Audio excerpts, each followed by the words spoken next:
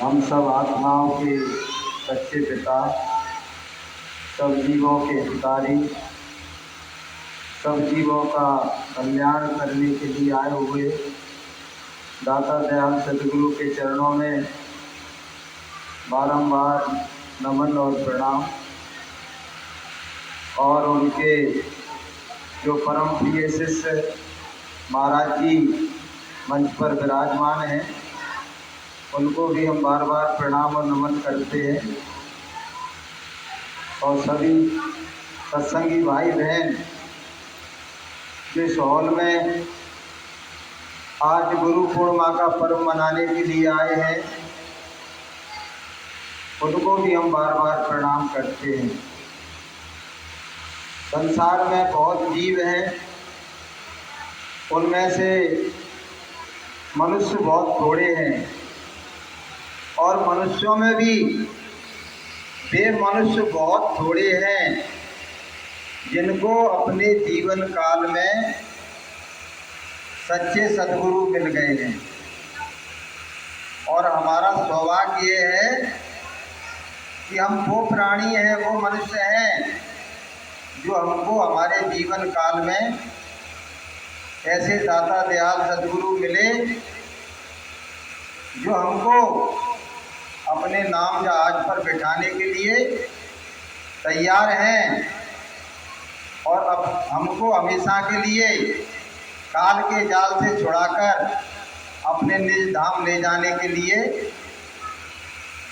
अपने आनंद के धाम से, अपने सुख के धाम से इस भवसागर में आए। ऐसे सतगुरु को हम बार बार प्रणाम करते हैं, बार बार नमन करते हैं। ये जवां, इसमें वो ताकत नहीं है कि ऐसे गुरु की महिमा गा सके। क्या कहा है कि सात समुद्र की मसीह करो और लेखन सब बन राय, और धरती सब कागज करो लेकिन गुरु गुण लिखा न जाए, गुरु गुण कहा न जाए। सारे संसार के जितने भी वन हैं उनकी लकड़ियों पे कलम बना लिए जाएं और सारे समुद्रों की स्याही बना ली जाए और गुरु के गुणों को लिखा जाए और बयान किया जाए, तो संभव नहीं है कि भगवान के और गुरु के गुणों को बताया जा सके। क्यों नहीं बताया जा सकता है? कि परमात्मा अनलिमिटेड है, अनंत है, तो उसके गुण भी अनंत हैं।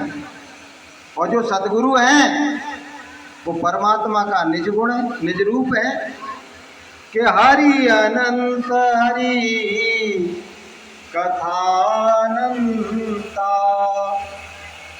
और कहीं सुनई सब वेद सब संता। तो भगवान अनंत हैं तो उनके गुण भी अनंत हैं।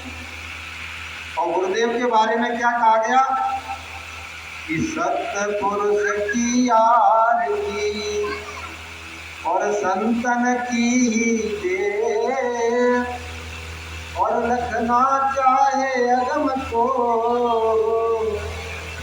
और नहीं है जग में। वो मालिक, कुल्लम कुल मालिक, संसार में जीवों को जगाने के लिए, चिताने के लिए, निज भेद बताने के लिए, उनको मदद करने के लिए और अपने घर वापस बुलाने के लिए जब मनुष्य रूप में आता है तो मालिक का ये मनुष्य रूप ही सतगुरु कहलाता है। सतगुरु कोई दूसरा नहीं हो सकता है। वो स्वयं मालिक मानव रूप करके दुनिया में आते हैं और हमको अपना भेद बताते हैं। क्योंकि परमात्मा का जो भेद है उस भेद को कोई इंसान नहीं बता सकता है। जितने भी दुनिया में आचार्य हैं, जितने भी ज्ञानी हैं, ध्यानी हैं, और वो जो ज्ञान प्रकट करते हैं, वो कौन सा ज्ञान है बहनों भाइयों? वो ज्ञान है पढ़ा हुआ, लिखा हुआ, कहीं पढ़ लिया और बता दिया। लेकिन संतों का जो ज्ञान है वो कैसा है? अभिभूत ज्ञान है, देखा हुआ ज्ञान है, अनुभव किया हुआ ज्ञान है कि दादू देखा दीदा और सबको ही कहे सुनीता। संत क्या कहते हैं? हम कहते हैं आंखन देखी और तुम कहते हो कागज लेती।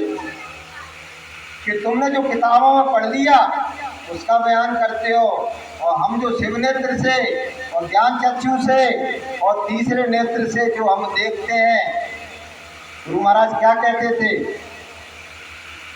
कि ईश्वर का लोक, देवी देवताओं का लोक, 14 भुवन और वैकुंठ में जो बड़े देवी देवता ब्रह्मा विष्णु महादेव जो रह रहे हैं, और जो साकेत लोक है, और जो गोलोक है, और जो ब्रह्मलोक है, और जो पारब्रह्म लोक है, और जो अपना सच्चा जो मुकामे हक है, जो सचखंड है, वो सब मैंने देखा है। गुरु महाराज कहते थे सबकी मैंने सैर की, और एक दिन नहीं, नित आना और नित जाना। इसीलिए तो गुरु महाराज अपने सत्संगों में सब कुछ बताते थे कि वहाँ की रूहें क्या खाती हैं, कैसे रहती हैं, वहाँ क्या हो रहा है। वो बड़े बड़े झूले कहाँ पड़े हुए, जहाँ रूहें उन पर बैठ के गुरु महाराज एक बार कह रहे थे, अरे बच्चों, रमक, जो झूले की रमक है वो कितनी है पता है? अरबों मील आगे चले जाओ, अरबों, और अरबों मील पीछे चले जाओ। ऐसे ऐसे झूले पड़े हुए। कभी कभी गुरु महाराज कहते थे, बच्चों, वहाँ के जो दरख्त हैं, जो वृक्ष हैं, वो इतने गगनचुंबी हैं कि पत्ते पत्ते पर तो सूर्य और चंद्रमा उसमें प्रकाशित हो रहे, और ऐसे अद्भुत हैं। एक बार गुरु महाराज कह रहे थे कि बच्चों, एक पेड़ को 1 करोड़ साल देखते रहना, 1 करोड़ साल वहाँ के एक वृक्ष को देखते रहना, लेकिन तुमको वहाँ से निगाह हटाने की इच्छा नहीं होगी। इतना रमणीय, इतना मनमोहक, इतना आकर्षक हमारा देश है।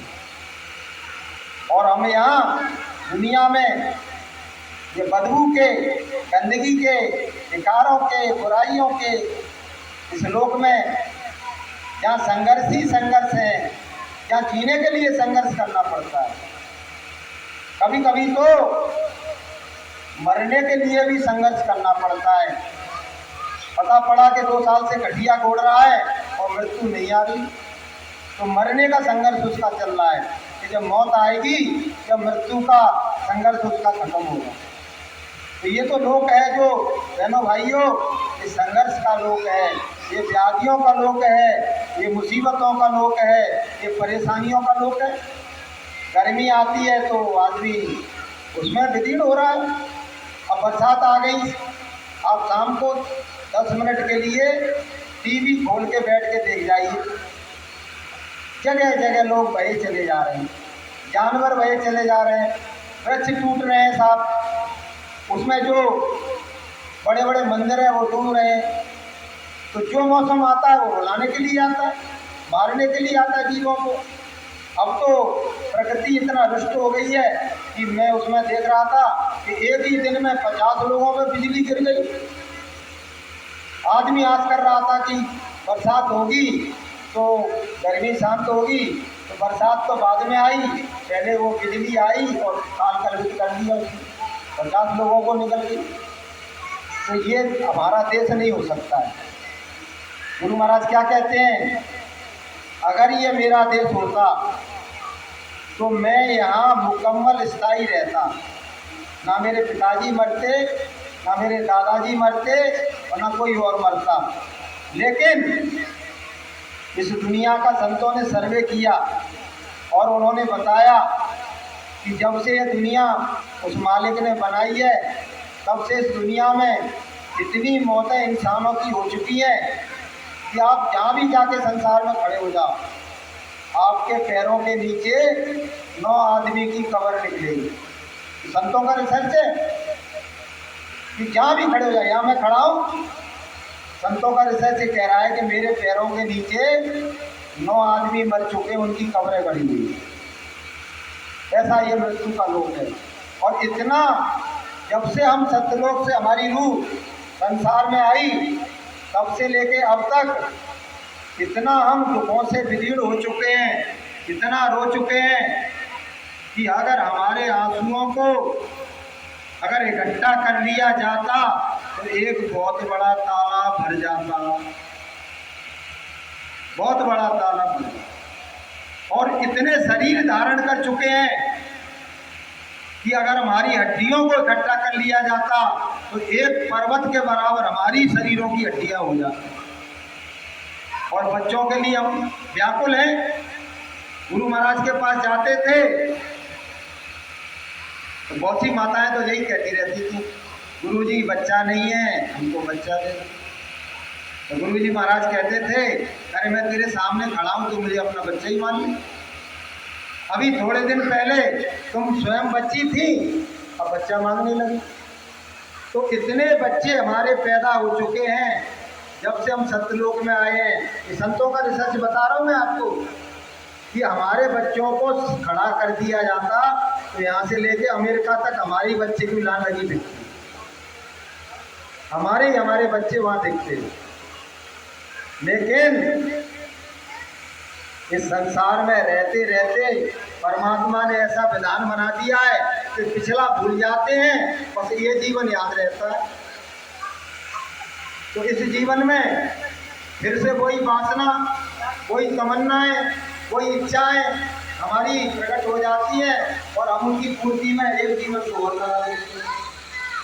इसलिए गुरु महाराज कहते हैं कि भक्त रहते, समय रहते चेतने की जरूरत है, जागने की जरूरत है। अच्छा, जागा हुआ कौन है और सोया हुआ कौन है? ऐसे तो सारा संसार सो रहा है।